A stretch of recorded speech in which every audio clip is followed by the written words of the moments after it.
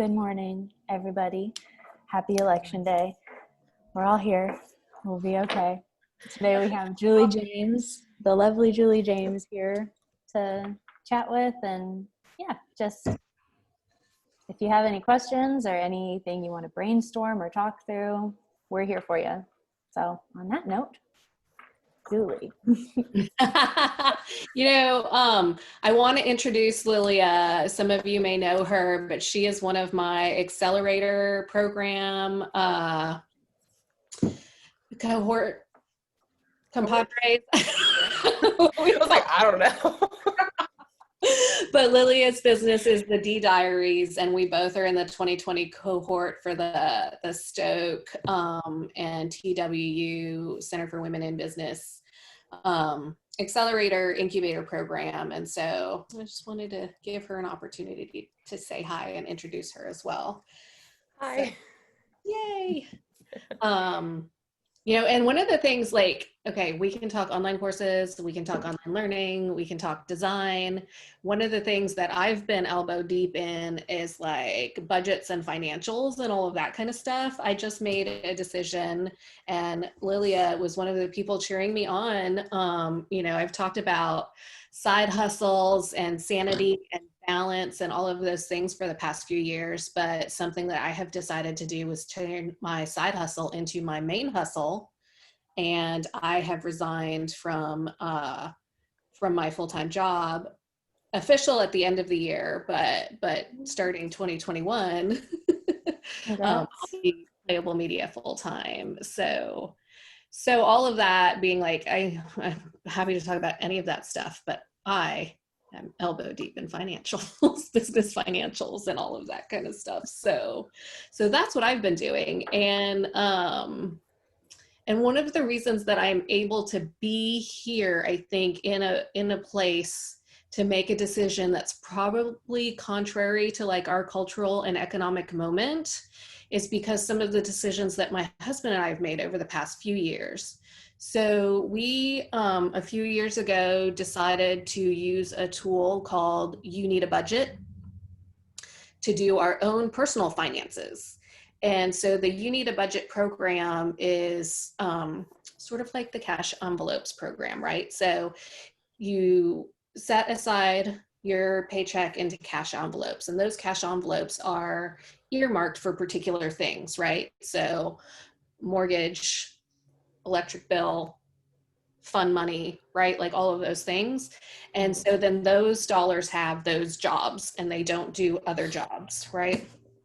And in doing that, we've been able to pay off debt and get ahead in particular areas. One of the most expensive areas of our life right now is competitive gymnastics, because one of my daughters is a team gymnast.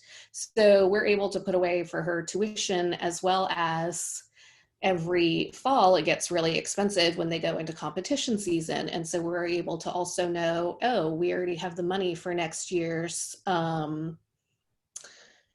outfit package, right? Like it's a new team Leo for competition, it's new jersey, new warm-ups, it's a new book bag to carry all this stuff in, or I guess they call them gym bags, right? All of that kind of stuff. But we've been able to do that over the past few years, not really thinking that I was going to quit my full-time job, but mostly thinking that we wanted to get our financial picture in order. And the You Need a Budget program really got us there. I really like it. And it was different from the kind of budgeting that I had done my whole life. We both have done the whole Mint or Microsoft Money or, any of those conventional budgeting things in the past where you're like, okay, this is how much I have. This is how much I'm paying this month. If I put away, this is how much I will have in the future. So You Need a Budget doesn't let you think about money you don't have, right? And so when we are putting money away in the future, it's money that we actually have to pay future bills, right? So we're able to budget for December and January 2021 by literally putting those dollars in that envelope, right? It's all a spreadsheet these days. In an envelope, it's actual dollars that we have. And something about that way of doing it, that frame of mind, all of those things have set us up for particular success, in that when we came to making this decision this year, as the side gig was really taking off and different opportunities were presenting themselves, and I really got to a point where I said, oh, I can't do both. Which one do I want to do? And I was able to dial it down to the economics for me personally, that I'm making this much at my day job and I have the potential to make this much. My hand's not big enough, right? Compared to what I'm making at my day job doing the side gig full time. Can we afford to take the risk? And we can. And I really, really, really attribute that to that program. So I highly recommend, if you're looking or not looking, to look into that. It took me a few months of just doing it with, like, it's like playing a game for the first time. You know, you read the instructions. Like if you put this board game out in front of you, you've never played it.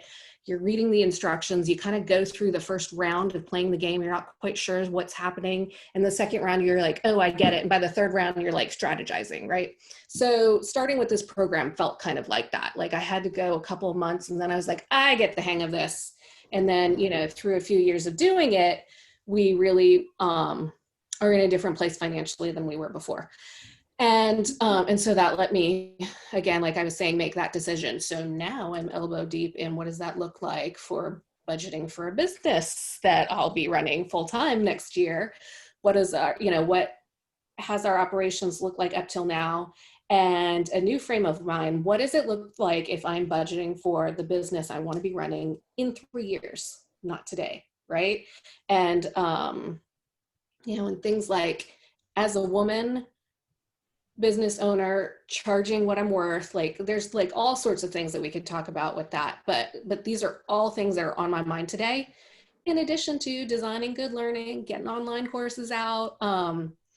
Playable Media just made the decision to move from one platform that we have been using that I love and talk about all the time, which is Member Vault, and I still recommend. We're moving over to Thinkific for particular reasons, so we can talk about that. But I really want to know what y'all want to hear about. So, I mean, I'm happy to continue talking financials, but y'all might fall asleep. Well, we're having pretty good success with Thinkific ourselves. Yeah? Yeah. Oh, that's cool. How long have y'all been on it? So the gentleman I'm building this with here at Valuetainment, he has an online training, and so he's started it a couple months ago, and we're seeing pretty good success. Obviously, he has a huge following, but yeah, it's our first time doing online training, and we're just we've done our research, and we're seeing pretty good. We haven't seen really any kind of hangups on using Thinkific itself. I just want to throw that out there. That's cool. I have a question. Are you all still on the free tier? Have you upgraded to a paid tier? Yes, we're on a paid tier. Okay, I was curious about that. So, cool. Anyone else? So I just want to say something as an old person. It's so funny that you're talking about, like, I remember my mom literally having jars on the mantelpiece when I was younger, and X number of pounds, of course I'm British, went into the rent, the gas, the electricity. And it's so funny that we're coming back to that. Yeah. But you have to have a handle on some. I brought that mentality into our marriage. My husband's American, and we were eventually, after 28 years in the military, able to pay cash for a house. We both this year just said, look, I'm so fed up of education being what it is. We're not happy at work because we're not teaching what we want to teach, that we both quit and started our business, but we have enough savings with that mentality to do it. Even at 60, I mean, I know that's the dream. It's like, okay, our retirement is doing what I want to do, as opposed to just sitting home, twiddling my thumbs, doing nothing. But I do think it's really funny that, you know, we've come full circle with that. And like you say, it's a spreadsheet now. It's not jars on the mantle shelf, but. Right. But it's a good thing to point out, because I think that is a contrast that's worth mentioning, is that the American mentality doesn't always think about what you don't have, right? Like we don't have those cash dollars, fine, it's on credit, right? Like we budget thinking that way sometimes, and that's the model that we've perhaps watched growing up even. So whereas when I grew up, credit cards didn't exist. Right. So I started working a bank at 18, and credit cards, all of the bank staff had to get a credit card to learn how to use one. We had to pay it off every month because our bank manager actually checked your credit card. Oh, that's scary. If you used it, Only my parents had checked my credit cards when I was young. well, his concept was it was the bank's credit card, and he didn't want you, but you were supposed to manage your money effectively as a bank person, because otherwise, how could we teach our customers and clients how to manage theirs effectively? Mhm. Which seems kind of weird today, and I would be very upset if somebody called me and said, "Hey, you're spending more money than you actually have." But for our teens, it's probably not a bad idea. Yeah, it's interesting. And especially because now my kids are growing up, right? Like we are in a place where maybe some of us really remember, handling physical money, right? But pretty much they think money is a plastic card. It's not a credit card anymore, right? But it's still connected to an exact amount in an account, right? And so if you have a literacy for spreadsheets, it helps you understand what that looks like, and I don't know, the way that the framework that it is set up, which you can totally do with an Excel spreadsheet. You don't need a program, but I liked having this program as sort of like a framework to get me up and off the ground. What was the name of the program? I must have checked in a few minutes later then. It's called You Need a Budget. Okay. I believe it's youneedabudget.com. I have it up. Yeah, if you Google it, it's like the first result, because I Googled it the moment you said that, and I was like, wow, I need that. Well, I've got several friends who've gone through, there's a guy, and I can't think of his name right off the top of my head, who does financial planning. And he's the same thing. Decide the money that you have, divvy it up to what you're going to spend it on, and be consistent. The problem, I think, for a lot of people today is it's so easy to look and think, oh, I need that. And really, we don't. We just want it. But we have, so we have a budget for tech want, right? My tech want doesn't, sometimes it has to be like, I need this machine for work. It's going to pay it'll pay us back. Sometimes I want the newest iPhone. I don't need it, right? Yeah. We do have a budget for that we just put away. So, whether it's just coveting the new toy or it's something I really need, like we do have a envelope for that. But you have to teach yourself that. Yes. Unfortunately, we don't teach it in school. So I teach media literacy and information literacy is two of the things I do. And teaching kids, one day last year, some kids came in and they had built a desk organizer in their design class, and they had to create a commercial to sell the desk organizer. And they wanted to use the green screen. So, which is why they came to the library. Well, a lot of them just put a picture of a messy room behind that nice desk organizer that was empty. One of the kids, we sat down and we told him, we said, you're not selling the desk organizer. You are selling the peace of mind that comes after you have an empty desk. So they went, grabbed one of the teachers, did a Hawaiian background. So she went from the messy desk to the clean desk with the filled desk organizer, and then Hawaii. But teaching kids that literacy of how marketing's fired at them. One girl came up afterwards and she said, so are you telling me that when I bought my iPhone 6 or 10, whatever it was at the time, whatever number it was, the newest one, that I really bought being cool and not an iPhone? I said, yeah, that is exactly what you want. Your new phone didn't do anything more for a sixth grader or seventh grader, I can't remember what grade they were in, than the old phone did. They still just call their parents, Snapchat their friends. It doesn't matter which version you have. But she got it. But if we taught that, I think if we taught that explicitly, it would help students make the difference between, is this a want or is this something I really, really, really, really? And so those entrepreneurship programs for children that are popping up in schools, so I've done one at my kids' school a couple years in a row when we could do them. And it's sort of a 6-week program that ends in a marketplace. But it is all of those things, including financial literacy. I mean, we tell them you have to go raise funds. And we let the parents know beforehand that if your kid is accepted into this program, you're going to be their first investor, right? Like, and they have to make an agreement with that investor because the marketplace ends in selling a physical product for cash dollars, right? So whatever your agreement is with your investor, your revenue doesn't start till after you've paid your investor back, right? Or your profit doesn't start till then. So, and you have to factor in the cost of your product, and you have to think about what it means to market that product, and then connect the dots to your life. Like, it's so important. And all of the literacy that we can teach, like in disparate places in school, doesn't come together like it does in a unit like that. Right. So project-based learning is one of the best things that we can do, but we're not doing it in every semester. And if we are, it's the end of the semester. Oh, we've had the STAR test, so now we have a few weeks. It's the same Right. as a research It's project. being practical and applied. But it's, I mean, it is important to do it so that kids understand not only how business works, but also how they are manipulated into buying things that perhaps they don't need. Because once you learn how to manipulate somebody else into buying your products, and facing fact, that's exactly what marketing is. You're teaching somebody that what you have is going to solve your problem. When you realize you have the problem or not. But if we teach that to kids, then I think not only are they more likely to be entrepreneurs, but they're also more likely to understand the risks of going it alone and not just jumping right in. Because I've had several friends say to me, how can you charge that much money? You must be making hand over fist. And I'm like, no, my CPA is making hand over fist. My marketing helpers are making hand, you know, that there's not, when you start a business, it's not just like your paycheck where it just comes in. Right. It goes out long before it starts coming in. Right. I wish more people knew that. Yes. Right. Well, it's certainly not something that we teach in school. And even No. I've talked to friends who've seen me and my husband just dive into this. They're like, how do you, I mean, some people are saying, how do you manage daily without a paycheck? Like, you know, we don't eat out every day, which COVID has obviously helped. But, you know, we also understand that if you only have X number of dollars, that's all we spend. And that's all we've ever done. We have never lived excessively. But we don't teach kids to do that. I mean, I walk out last year into our high school parking lots and see kids with newer, bigger, and better cars than I do. And they're standing there using their iPhones as they're whining that they can't afford to pay for college.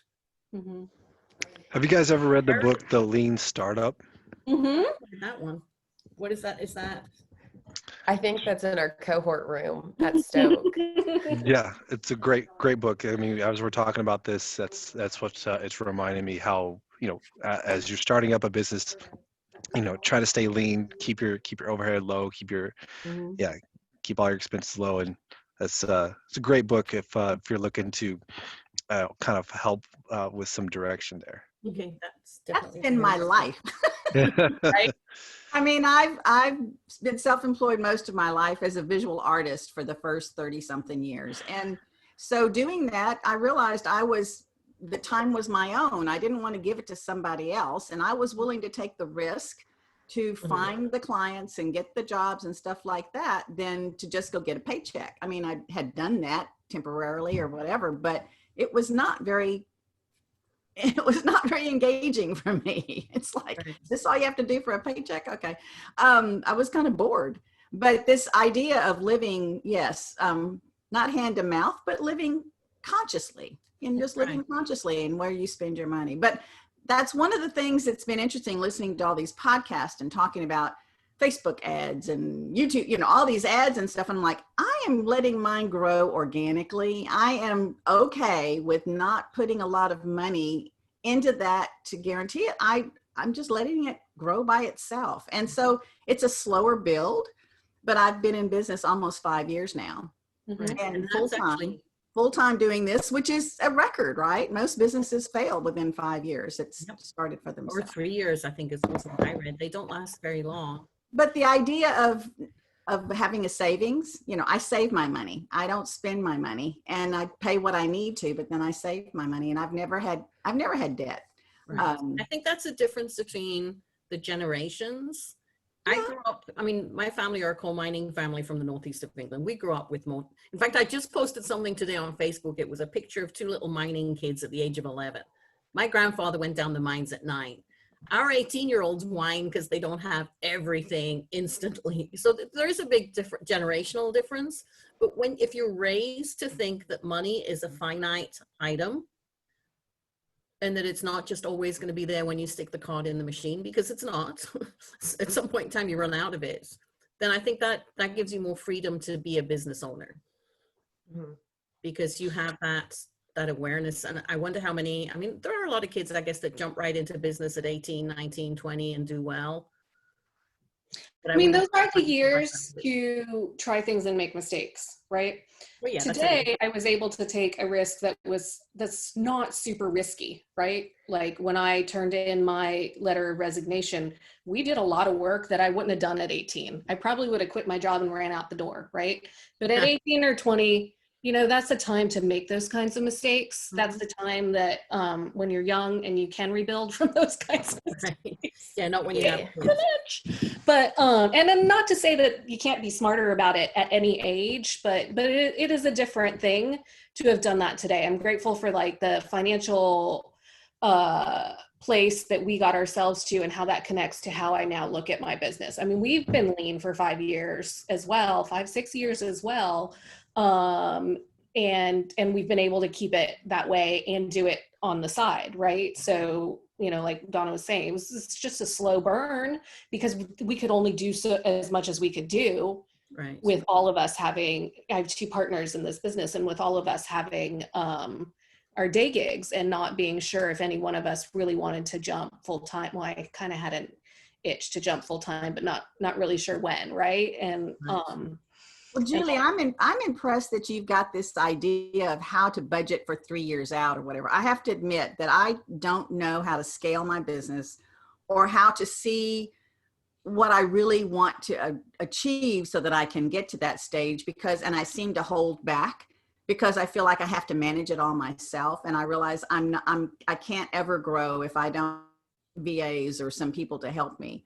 So I'm impressed. And I don't know if that's a gender thing or if that's just, so talk more about that. Well, the other tool that I have been able to jump into thanks to the Accelerator that I had not heard about was called Live Plan.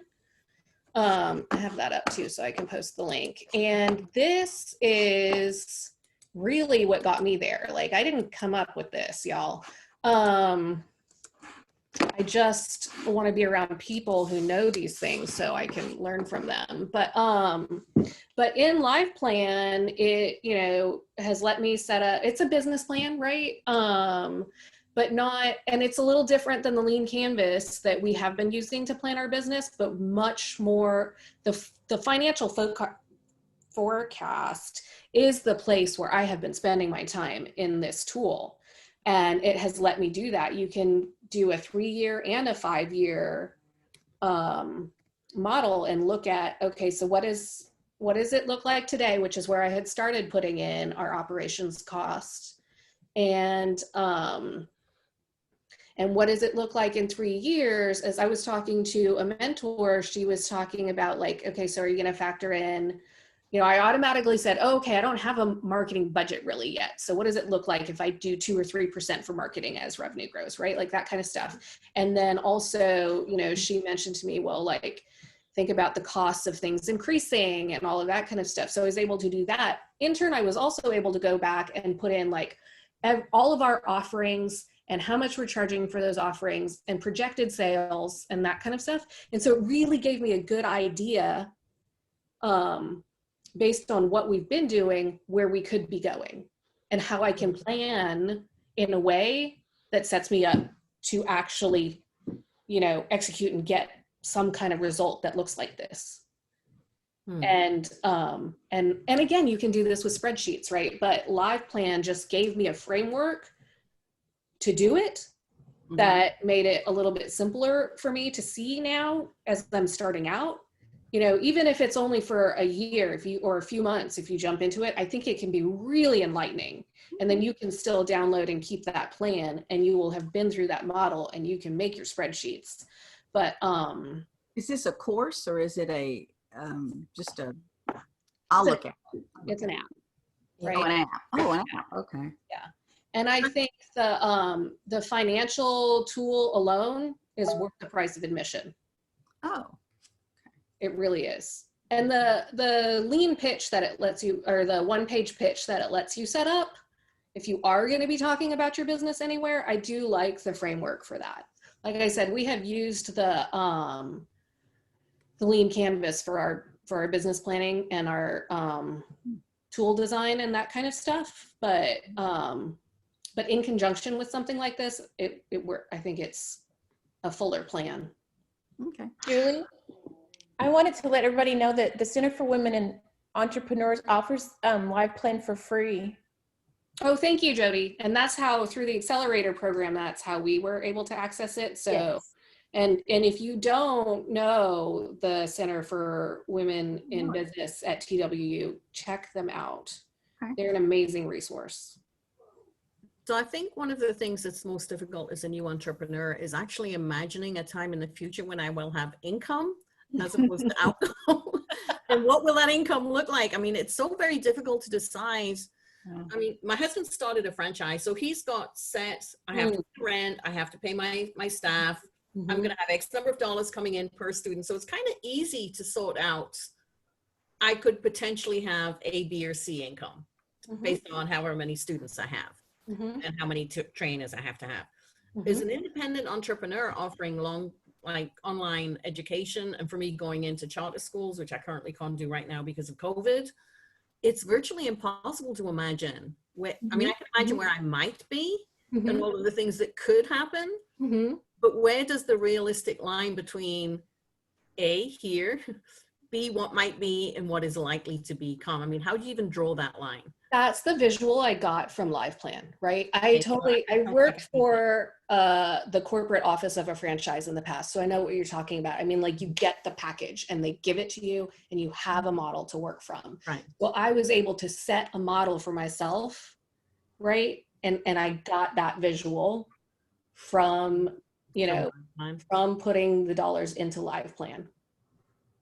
And I could tweak it and I could make some projections and I could say, what if it looks like this? And what if it looks like this? And you can version your plans. It lets you jump off of an original plan and do some versioning and stuff like that. Oh, okay. That I think that would be something practical. So I obviously have no experience at selling myself before. Yeah.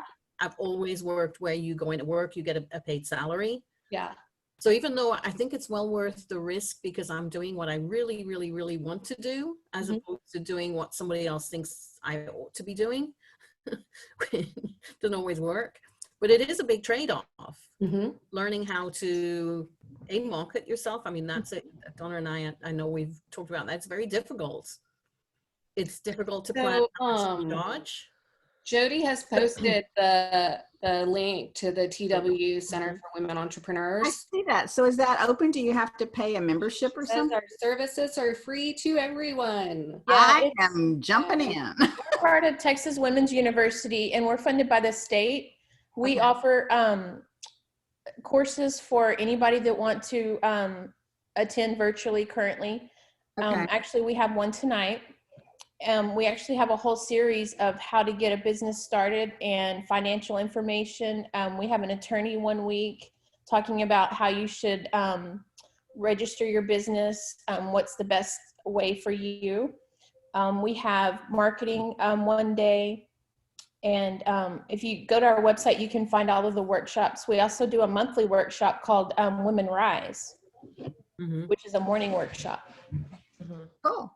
Well, I'm finding that just having this group get together like once a week has been such a supportive feeling to have something to look to, just hear people talking. I mean, I've done so much of this just solo for so long that it's interesting how COVID has kind of helped me reach out and find these other groups because virtually I can connect from anywhere.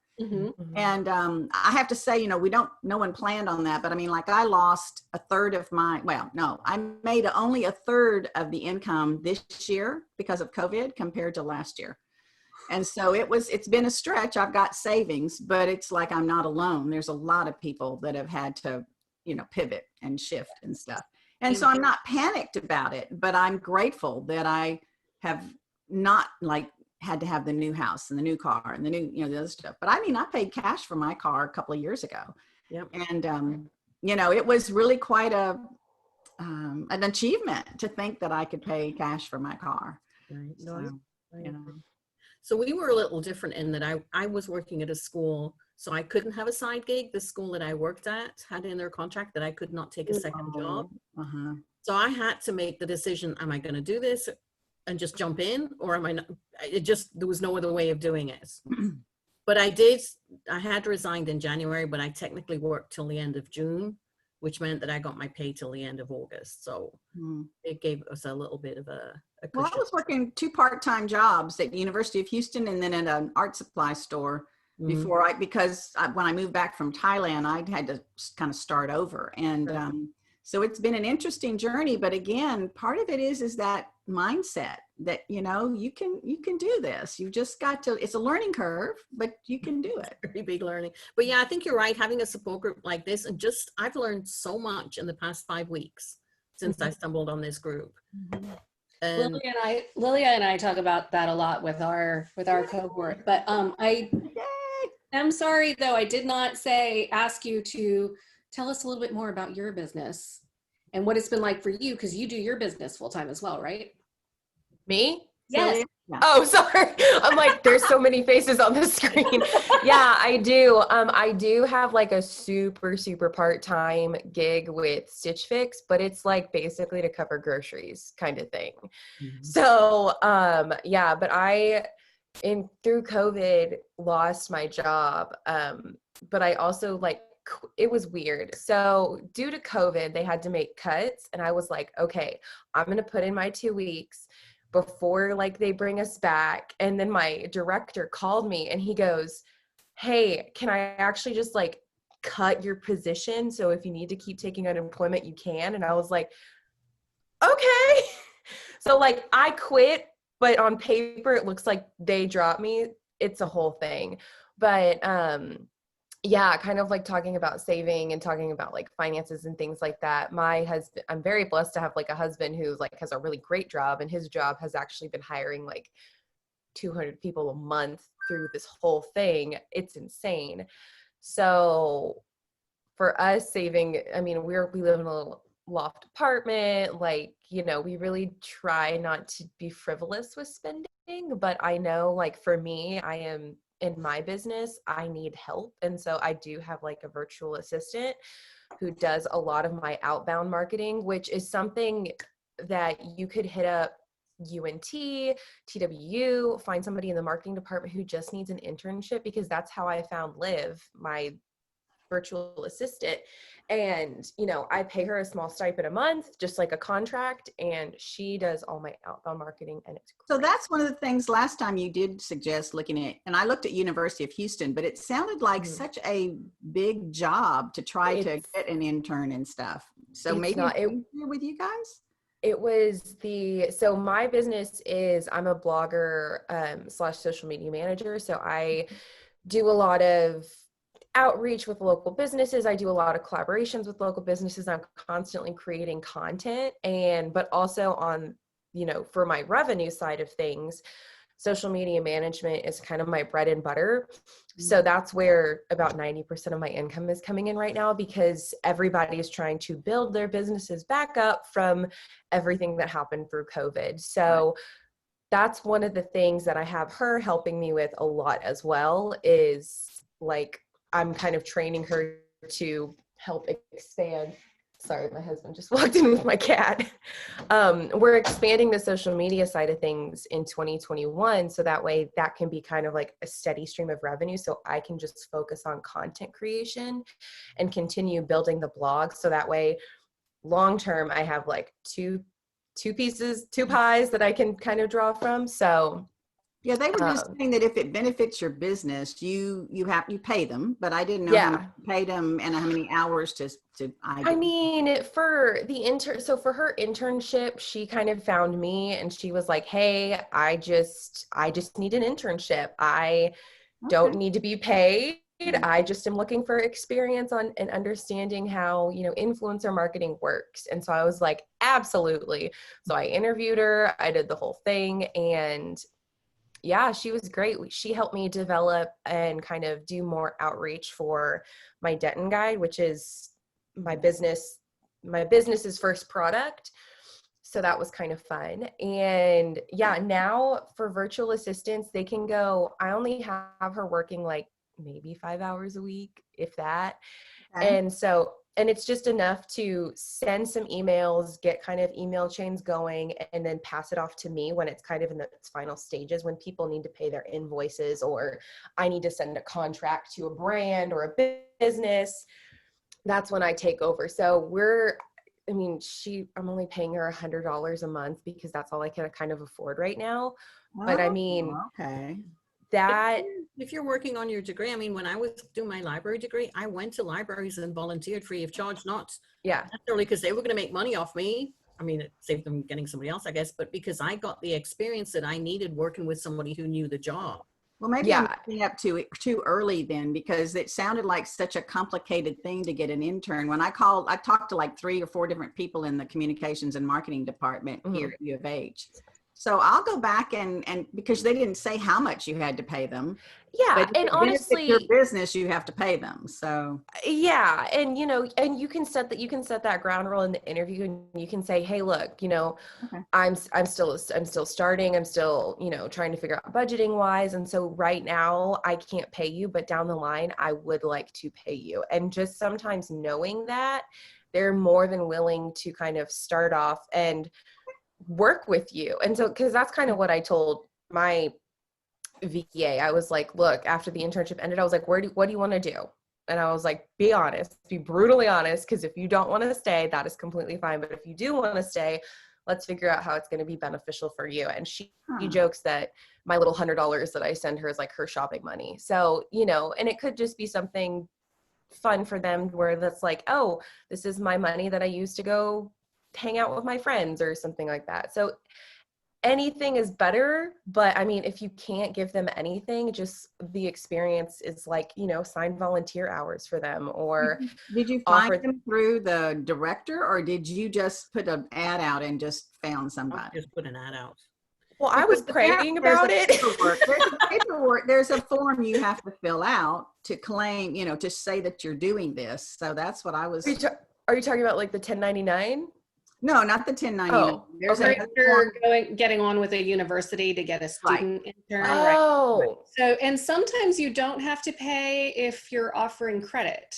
If they can get it through a system where they're getting credit for the experience. I think this was that program. Yeah. Yeah. And then, because when Jody has mentioned something paperwork similar involved, I had a feeling that was probably what was going on.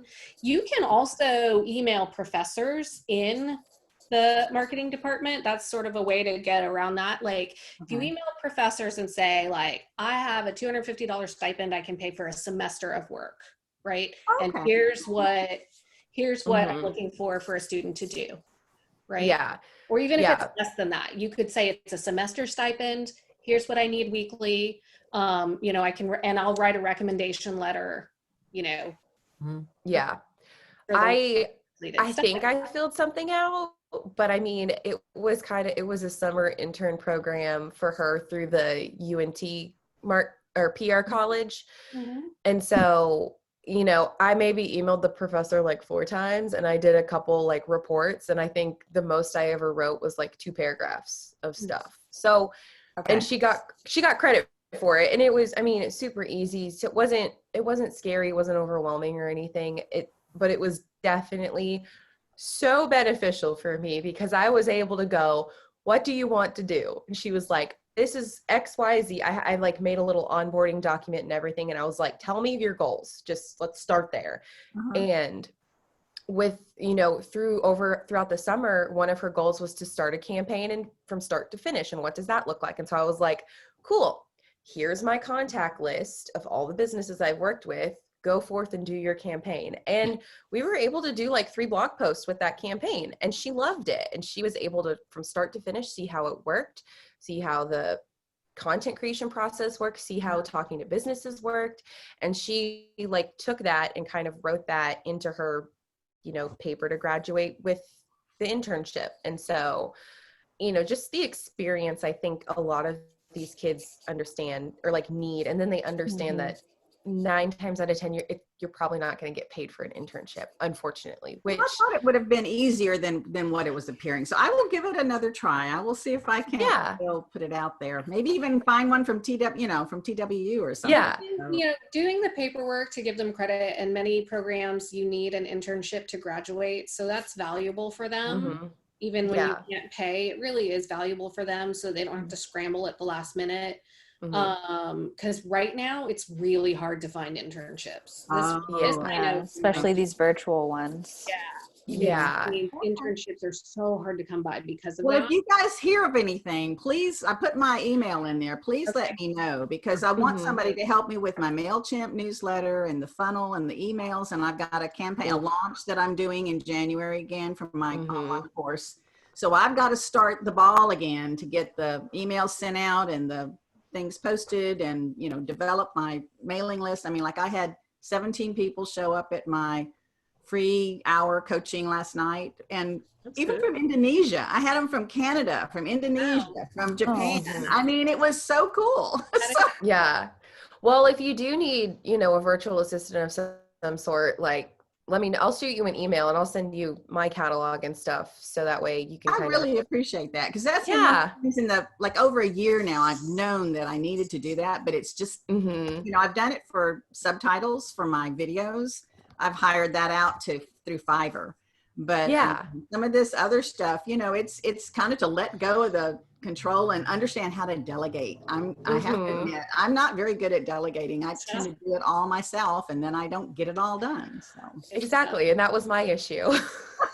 Like I told my husband this morning, I have a podcast with Discover Denton, and one of the tasks I gave my virtual assistant, I was like, just start emailing people. We made this little like podcast sponsorship form, and I was like, whenever it gets to the point where they're like, hey, I'm ready to pay my invoice, just send them my way. And I got a couple emails like that yesterday, and then they paid their invoice, and I was like, wow, we're sponsored for December and January. Oh, cool. It's so nice. Like, and I'm just like making coffee, and he's like, wow. I'm like, yeah, it works.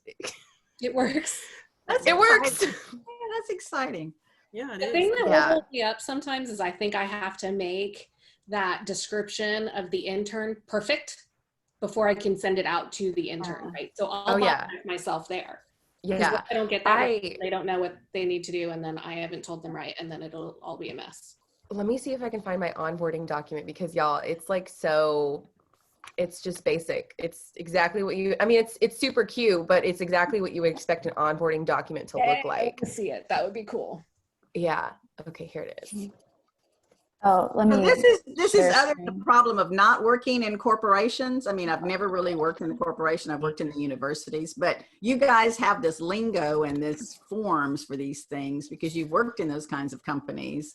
Yeah. I'm having to learn all of that kind of thing too. I mean, I give pitches to corporations to get their, you know, clients. I mean, to get their employees to work with me. So that's what I'm trying to do, is upscale into working with, offering this training to corporations. I just finished a Japanese company that I worked with. Oh, cool. And so we did an 8-week course and everything. So so that was good. But man, alive, they don't speak much English. And I tell you, that email, the work I had to do to get this little bit of a deal was. Yeah, I used to be a tech designer, and so all of my factories were overseas, and so like nobody spoke English. Oh, so I feel you on the like trying to broken, and I speak German, and so like I kind of had a little bit of like understanding. I was like, oh, I understand, and English is hard, so it made it a little better. But yeah, man, sometimes communicating with people. This is awesome. Oh, thank you. Yeah, so I dropped it in the thing. But yeah, so basically all it was, you know, like, welcome to the team. I included the mission statement, meet the team, meet the contractors, and then meet our baby brands. So baby brand, I have Oh, how cool. This is very cool. This is really cool. Oh, thank you. So I have 3 different businesses. I have my blog, which is my first business I started. I have the social media management, which is run directly under the blog. And then I recently started a floral business. So I've been doing floral workshops for about 2 years. And my family is Chattanooga's #1 florist. So they have a huge floristry business up there. Okay. And I just was like, I like flowers. I'm not going to be designing clothes anymore. So I want to keep doing something creative. And it's kind of like, I do it when I want to do it. So it's really nice. So it's not like super demanding, but it's just something fun that I do for friends and family. And if anybody wants florals, I can do them. Julie's waving her hand over here. I don't know. Well, I'm like, you could turn this into like a workbook and sell it as a digital. Yeah. The floral or the how to do the onboarding document. Onboarding document. It's really well Oh. done. Oh, thank you. cool. That's something that I've been struggling with is like, how can I make passive income? Because I work Mhm. probably like 12 hours a day, every day. And my sweet husband is like, are you done yet? I'm like, no. So, but yeah, no, that's something, we're about to do a business weekend where I booked an Airbnb. We're going to go for 3 days and we are doing nothing but planning like 2021. And so Wow. we are, Something Yeah, like this, if you just like scrubbed it and did all that placeholder stuff, Uh-huh. you could totally sell this as a workbook for Absolutely. Donna and I would buy it. I'm looking at it and thinking, He's giving it to me for free. well, But you're right. I mean, this could be like a PDF that they could download from your thing for what, It could be a $27 or Canvas. $45? oh, you would charge 27 for this? Oh, that's the number that video talking about, you could charge 27 for this download with a video talking about like what it is to onboard. and then get the PDF. Yeah. And Uh-huh. I would think so. Huh. Yeah. Okay. you'd be surprised at what we could, I mean, I know that I'm expert at being a librarian. I am not an expert at running a business. I end up paying for things that I don't know how to do, especially I if the template don't is specific know. with an annual income that I have to pay all Right. the time. I don't know if all of my ideas actually will turn into money, but I can come up with ways to monetize everything. So Yes. if you're wondering, like, show me everything, and I'll be like, well, you could do it like this. That's a skill. Yeah. Oh my gosh, You Julie. definitely turn this into a workbook and download it. I mean, like, Okay. somebody would. There's definitely a lot I've learned like with having to, because I also have onboarding documents for each individual package of my social media packages. Oh my And gosh. yeah. Well, okay. So I learned that the hard way because my first client, I onboarded was very like lackadaisical, just like whatever. And now it's biting me in the butt because she is trying to drop me without paying her last invoice. So that's a whole thing I'm going through right now. But yeah, so having onboarding and offboarding documents and very clear guidelines of like, what does onboarding look like? We are scheduling this meeting after you pay your invoice, which is due in 10 days, which the onboarding document will be sent to you as the minute your invoice is paid. And then our onboarding meeting is scheduled 10 days out from within 10 days after you pay your invoice. And then there's a 2-week period where we like plan an analytical, we pull analytical reports on your entire socials. And then like after that, we officially like start posting for you. So it's like a process that I've like, You have that written out. That is a model you can sell to new social media entrepreneurs. And you could charge more than $27 for that. so this is where I would say, hey, Julie, one of my things in 2021 was to do a course on this. So If you have a blog, I mean, you have a podcast, right? I do. It's with the city of Denton, so it's a little different than your normal podcast. So it's with, we actually just interviewed the UNT president. So that's You could do your own podcast on social media on that other line of business. Yep. Yeah. Trainings and stuff with that. Because I mean, that's one of the things I want to find somebody. These younger people are much better at the social. I've got accounts, but I can't maintain them. I mean, I can't. Yeah. And that's one thing like I've noticed in the small business marketplace kind of over the course of starting the social media management side of things is that, you know, you're a small business owner. You don't have time to be social media manager, your banker, your CPA, your content creator, your influencer connections. Like you don't have time. It takes so much time. It takes so much energy. And by the end of the day, you're like, I just want to take a nap and cry. Like that's kind of how you're feeling. And so that's one thing that I think has really kind of launched the social media side of things into just like skyrocketing. One thing we're struggling with is influencer marketing, just because with the millions of influencers that are on the internet, finding the right ones is really hard. And some of the businesses who we've partnered with to do influencer connections, the influencers are amazing and they're great. It's just, you know, finding those influencers who are actually going to sell the product. Okay, here's another topic. Influencers. And so Lilia can be one of the Thursday Lunch and learn or something. Yes. I just wrote down a note. Actually, like a minute ago. I was Yeah. like, Yeah. social media analytics? For sure. Well, I Yeah. don't even know the analytics yet. I'm still trying to get my handle around this. Like, I mean, I've gotten to where the reels that they've got on Instagram now. Oh my God, I can waste so much time watching those reels. Let me show you my reel for voting. Let me show you my reel for voting. I got over 15,000 views and I'm so proud of it. Oh my God. I'm like stupid proud of it. I watched it just like go up. I would like reload it and have like 200 more views for like a full hour. And my husband's like, what are you doing? I'm like, I'm watching my reel get more views. Instagram pics. Oh my gosh. Yeah, but it's like, Can it's you me share- basically. can you share I the liked that screen? one. I liked that one with the outfit. Yeah. I like. So it's basically me just Changing telling you, clothes. changing clothes and telling you what you need to vote. And people lost their dang minds. Oh my Like, gosh. it That is so crazy. cool. Now, how do I find that? How do I even find So it? let Go me to her put in my- Instagram Yeah, put profile. your stuff in there. Mhm. Okay. God, this is so much fun. It's so much. I really I'm so liked far that one, behind. I didn't Lilia. even know what a reel was. Yes.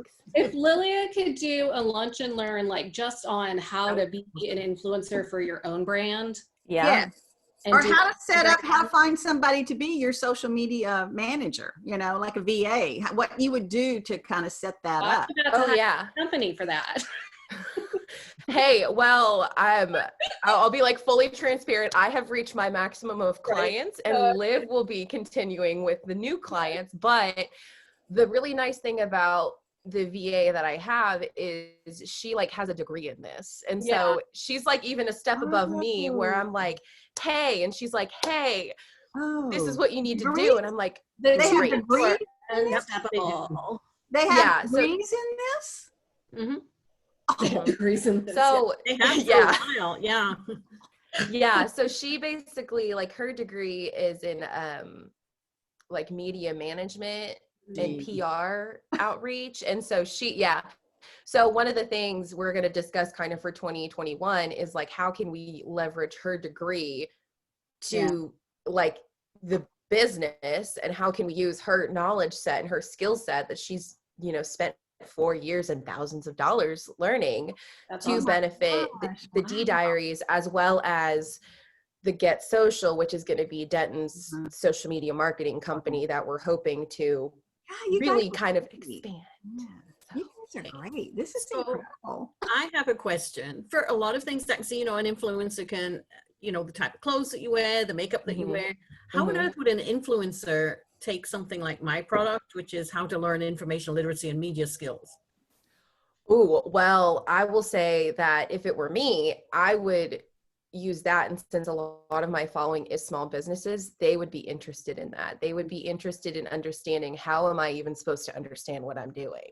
Like, how am I supposed to understand media? And for me, I would take the course, I would spend 30 days kind of crafting the content around it and get your approvals and make sure like you were okay with what I was going to be posting. And then we would send it out to the masses and, probably put some paid promotion behind it so that way we could get a higher reach and more impressions.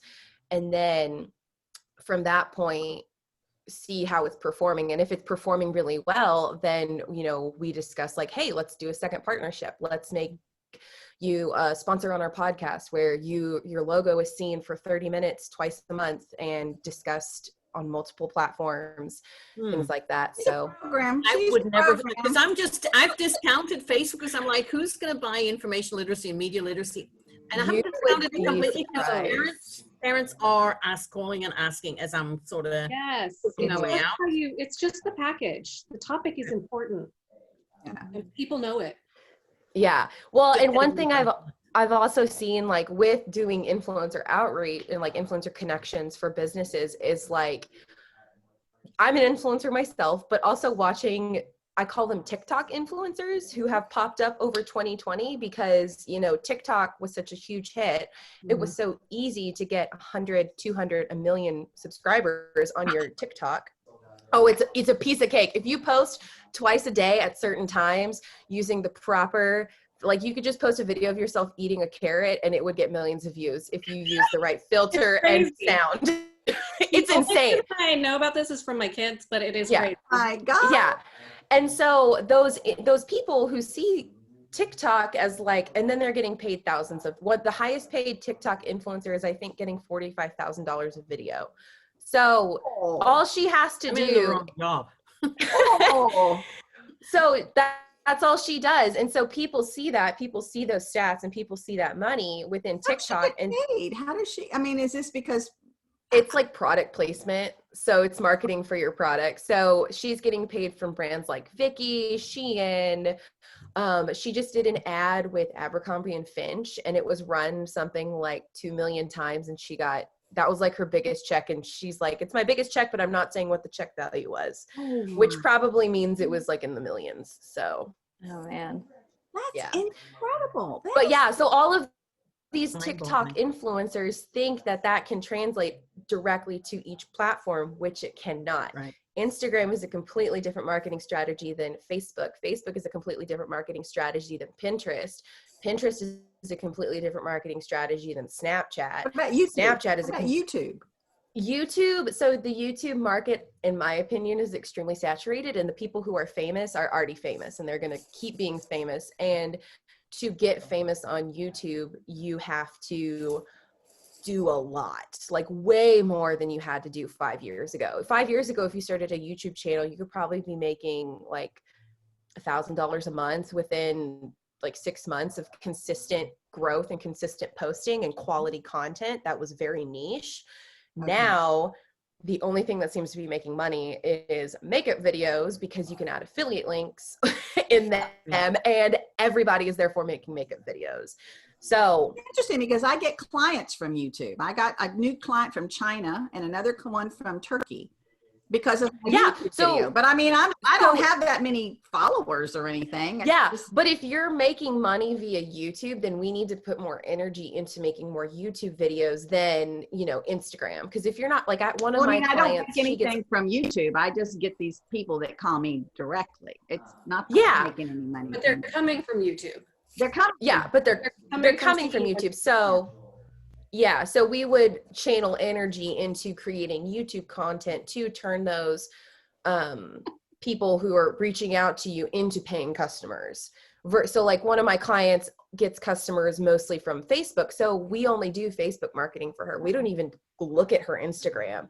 Like, yes, her Instagram is important, but we treat that more as a portfolio of her work. And Facebook is more of her, like, we are posting your links, we are posting your guides, we are posting your classes, all on Facebook. Okay. There's just so much to learn. There really is. Oh, there is so much. We are just at 10. That was awesome. I hate to stop, but I know, it was a great conversation.